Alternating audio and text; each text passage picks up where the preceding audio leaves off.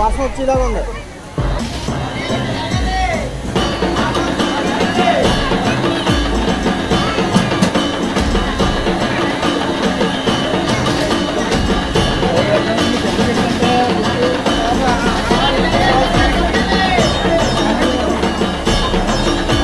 రాదు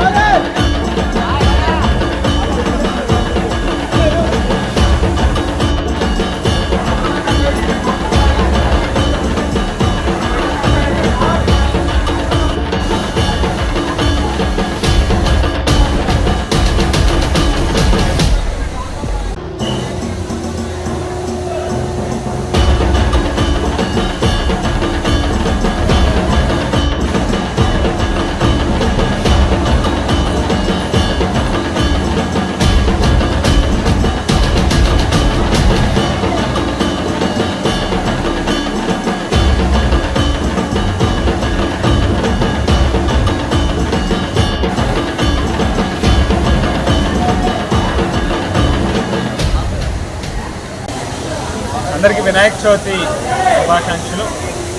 గణనాథుని ఆశీస్సులు దీవెనలు అందరికీ మెండుగా ఉండాలని ఆయురారోగ్యాలు సుఖ సంతోషాలు కలగాలని మనస్ఫూర్తిగా దేవుణ్ణి ప్రార్థిస్తూ మరి గణపతి నవరాత్రులు అనగానే దేశవ్యాప్తంగా అన్ని రాష్ట్రాల్లోనే కూడా చాలా పెద్ద ఎత్తున ఈ యొక్క కార్యక్రమాన్ని నిర్వహిస్తూ ఉంటారు. బాలగంగాధర్ తిలక్ గారు ఆవేళ మరి స్వాతంత్ర ఉద్యమంలో ఒక చైతన్యాన్ని నింపడానికి ఒక గొప్ప ఉత్సవం కింద ఈ యొక్క కార్యక్రమాన్ని ప్రారంభించారు. మరి ఈవేళ ప్రతి గ్రామంలోని కూడా మన ఆంధ్ర రాష్ట్రంలో ముఖ్యంగా చాలా గొప్పగా ఘనంగా ప్రతి వీధిలోని ఒక పందిరి వేసుకుని వినాయకుడి యొక్క కార్యక్రమాన్ని చాలా గొప్పగా చేస్తూ ఉంటారు. అందులో ముఖ్యంగా గణపతి నవరాత్రులు అనగానే రాజమహేంద్రవరం గణేష్ ఉత్సవ కమిటీ ఆధ్వర్యంలో పుష్కర్ ఘాట్ వేదికగా గడిచినటువంటి 16 సంవత్సరాలుగా నిర్వహిస్తూ ఉన్నటువంటి కార్యక్రమం గోదావరి జిల్లాల ప్రజలందరికీ కూడా గుర్తొస్తూ ఉంటుంది. ఏదైతే పొల్యూషన్కి తావు ఇవ్వకుండా కాలుష్యానికి ఒక వస్తువుని ఉపయోగించి వినాయకుడి యొక్క ఆకారంలో తయారు చేసి భక్తుల్ని ఆకర్షించేటట్టుగా మరి ప్రతి ఏడాది కూడా ఒక ప్రత్యేకతతో కూడుకున్నటువంటి కార్యక్రమాన్ని ఇక్కడ నిర్వహించడం జరుగుతుంది. గతంలో మనం చూస్తే కలిశాలతో తయారు చేసినటువంటి వినాయకుడు కానీ విభూతితో, అలాగే ఇసుకతో, పెన్స్తో కావచ్చు, లేక గాజులతో కావచ్చు, నాణాలతో కావచ్చు, ఇట్లా వివిధ రకాల వస్తువులను ఉపయోగించి ఏదైతే దేవుడికి ప్రీతికరమైనటువంటి వస్తువులు ఉన్నాయో, లేకపోతే సమాజంలో వివిధ సెక్షన్స్ ఆఫ్ పీపుల్ ఎవరైతే ఉంటారో వారిని అడ్రస్ చేస్తుందనంటే ధాన్యంతో ఉపయోగించి ఆవేళ రైతులు కష్టకాలంలో ఉన్నారు, రైతులకి మంచి జరగాలనేటువంటి ఉద్దేశంతో ధాన్యంతో వినాయకుడిని తయారు చేయడం కానీ, కోవిడ్ లాంటి సమయంలో కూడా ప్రపంచవ్యాప్తంగా ప్రజలు ఎంతో భయాందోళనకు గురవుతూ ఉన్నారు. కోవిడ్ మహమ్మారి కారణంగా కొన్ని వేల మంది చనిపోతూ ఉన్నారు. అటువంటి సమయంలో దైవశక్తి యొక్క బలం ప్రతి ఒక్కరికి కూడా ఉండాలి అనేటువంటి ఉద్దేశంతో ధనవంతరి వినాయకుడిని పెట్టడం కానీ, మరి ఈ ఏడాది అందులో భాగంగానే 99,999 నూలు పోగులు మరి పసుపు బొందలను ఉపయోగించి మహిళలు అత్యంత సౌభాగ్యానికి ఏదైతే సెంటిమెంట్గా గౌరవిస్తారో మరి దానికి ప్రాధాన్యతనిస్తూ మరి వేళ వినాయకుడిని 99,999 పసుపు బొందుల్ని ఉపయోగించి తయారు చేయడం జరిగింది.